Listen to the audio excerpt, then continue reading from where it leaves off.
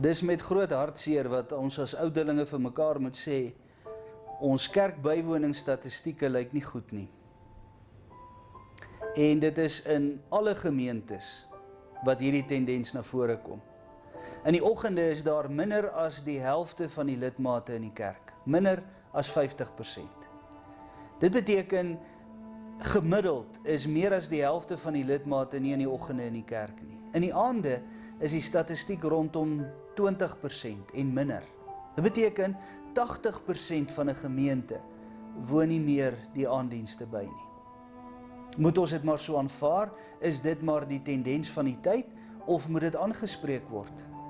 Ek glo ouderlinge het die verantwoordelikheid om die lidmate te wys daarop dat dit verkeerd is.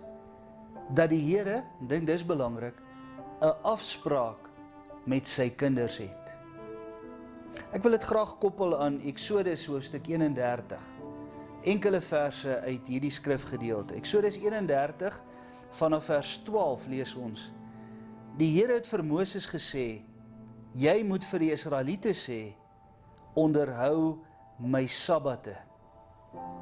Dit is van geslag tot geslag 'n teken tussen my en julle, sodat julle kan besef dat ek die Here julle vir my geheilig het.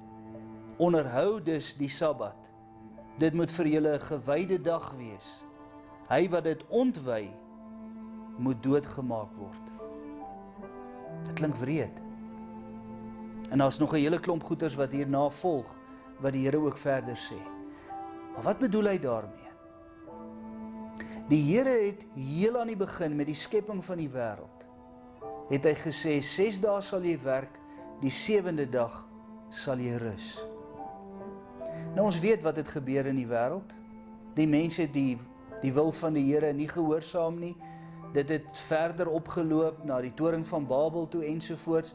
Die volk Israel was in Egipte, 7 dae, die 7 dae het hulle gewerk, en dan haal die Here hulle uit Egipte uit, hy bring hulle by die berg Sinai, en dan kom die 4de gebod, en dan sê die Here weer, 6 dae moet jy arbei, die 7de dag moet jy rus.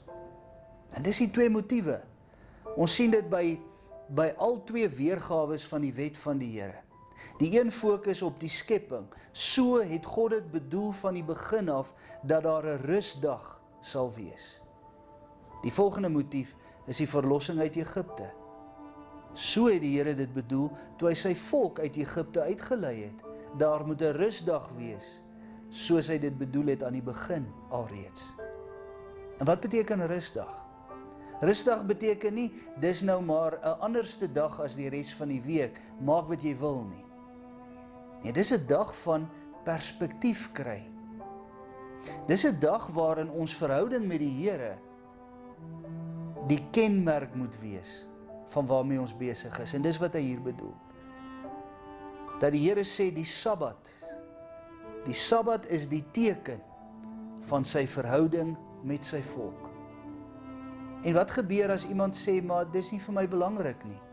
Dan sê die Here, goed, dan moet jy afgesny word van hierdie verhouding wat ek met jou het.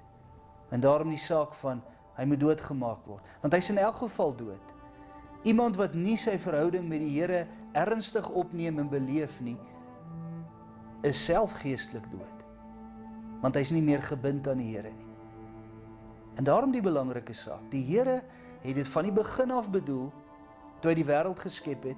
Hy het dit bevestig by die berg Sinai, dat hy in 'n verhouding met sy volk sal lewe, 'n verhouding waarin hulle dwars deur die week besig is om te werk, dis hulle kultuuropdrag, maar 'n verhouding waarin daar 'n besondere afspraak is, wat hy met sy kinders het, waar hy met hulle praat, waar hulle in sy teenwoordigheid saamkom. Gaan kyk maar in die katekismus die inhoud van die 4de gebod. Ja, ons kom nie meer op 'n Sabbatdag by mekaar nie. Ons herdenk nou die opstandingsdag van Jesus Christus, die eerste dag van die week. Maar inhoudelik is dit 'n dag van rus, 'n dag van perspektief kry. Ek wil graag die beeld gebruik van 'n skilder. 'n Skilder is die hele dag besig om naby sy tekening te werk. Maar hy het ook nodig om van tyd tot tyd net terug te staan en die groter prentjie te sien. As hy die hele tyd met sy neus teen die skildery gaan sit, gaan hy nie weet waarmee hy besig nie. Gaan hy baie gou sê, maar wat is die sin van waarmee ek besig is? Hoekom is ek nou besig om so hard te werk? Dis eers as hy terugstaan, wat hy perspektief kry. Wat hy hom verlustig in sy werk. En dis waarvoor die Sondag daar is. Dis waarvoor die 4de gebod daar is. Dat die Here sê, jy is nie 'n slaaf van die wêreld nie. Jy behoort aan my. En daarom wil ek 'n afspraak met jou maak, sodat jy 'n bietjie kan terugstaan en perspektief kry van waaroor dit gaan. En dit gebeur waar ons saamkom in die gemeente, waar die woord van die Here verkondig word, waar ek saam met medegelowiges die Here aanbid. Dis 'n afspraak wat hy met my het. Maak ek myself los daarvan?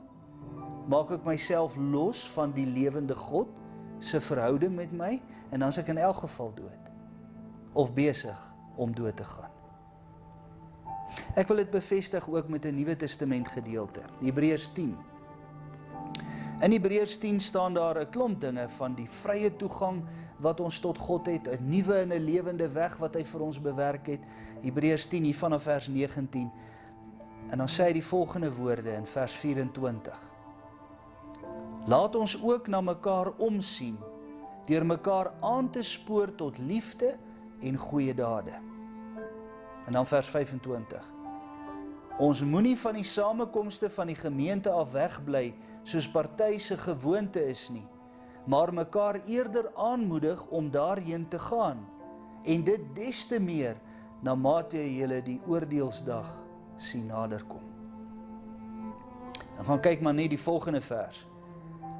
Wanneer ons opsetlik bly sondig, nadat ons die kennis van die waarheid ontvang het, daar bly nie meer 'n offer oor nie. Opsetlike sonde. Is dit belangrik om kerk toe te kom? Ja. My bywoning van die eredienste, die samekomste van die gemeente, is 'n teken van my verhouding met die Here, die erns van my verhouding met hom. Is God vir my belangrik, dan is die samekomste, die afspraak wat ek met hom het, ook vir my belangrik. As jy nie vir iemand omgee nie, is jy nie bekommerd oor die afspraak wat jy met hom het nie. Maar hy het 'n afspraak met ons. Ingeskryf in die skepping reeds. Bevestig in sy wet. Dwars deur sy woord met erns beklemtoon. Ons kan dit nie aanvaar dat die helfte van die lidmate nie meer in die oggende kerk toe kom nie. Hulle moet aangespreek word hieroor. Ons kan dit nie aanvaar dat 80% nie in die aande kerk toe kom nie. Hoe staan dit dan met hulle verhouding met die Here?